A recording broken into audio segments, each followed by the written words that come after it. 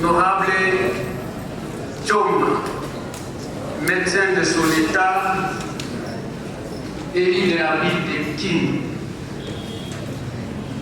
Je vous accorde la parole. Merci, Président, pour la parole de ces conseils. Je voudrais ici revenir sur le président, honorable membre du bureau, honorable député et chers collègues. C'est pour moi un honneur de prendre la parole du haut de cette tribune pour répondre à notre tâche parlementaire tout au long de cette session essentiellement budgétaire. En préambule, l'honneur de joie de remercier et de féliciter toute l'équipe de la commission budgétaire en général et en particulier son Excellence, Messieurs les gouverneurs de province, pour sa brillante présentation, mais aussi pour la qualité et les contenus du travail réalisé dans les documents actuels sous examen. Dans cet ordre de félicitations, j'aimerais ici féliciter tous les excellences ministres provinciaux pour votre activisme et disponibilité d'accompagner les chefs de l'exécutif provincial dans cet exercice scientifique et constitutionnel de routine à chaque fin de l'année. Ceci prouve votre unité gouvernementale dans la gestion de la chose publique.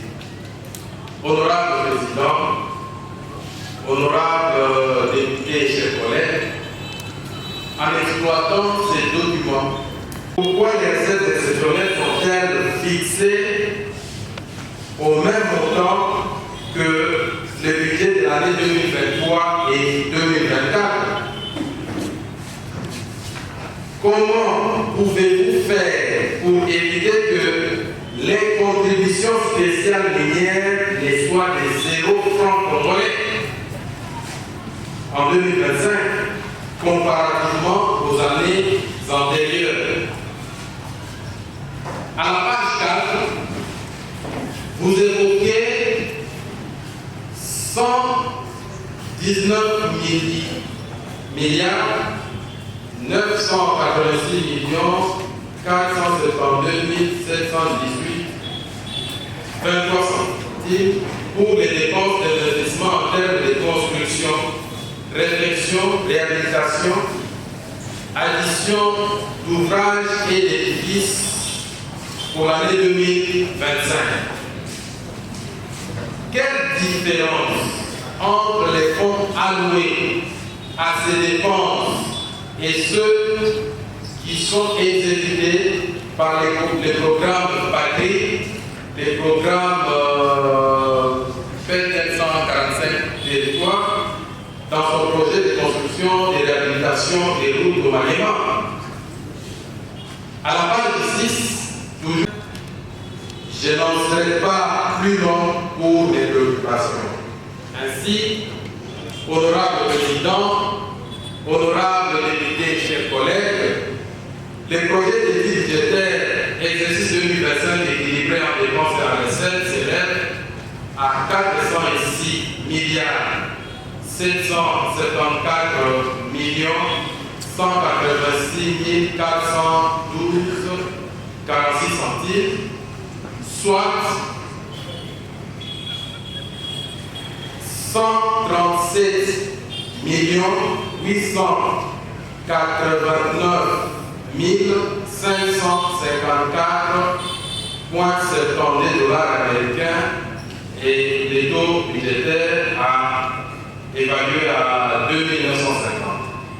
Ce qui répond à l'aspect prévisionnel du budget et nous exige des amendements sincères, concrets et réalisables pour ne pas tromper le peuple congolais qui attend des réalisations palpables en 2025. Honorable Président, les budgets doivent toujours répondre à un certain nombre de principes budgétaires, notamment l'annualité, l'universalité, l'équilibre, l'unité et les spécialités budgétaires afin qu'ils soient non seulement faisables, mais répondre aux exigences des finances publiques.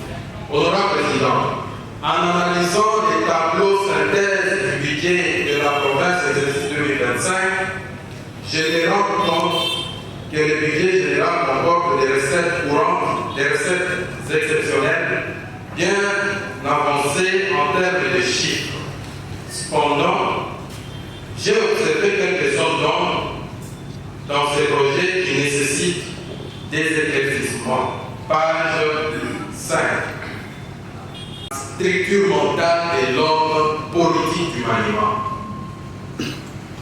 Nous réservons aujourd'hui un projet d'édit budgétaire élaboré dans un contexte où les indicateurs de la croissance économique sont difficilement observables et appréciables par la population en province.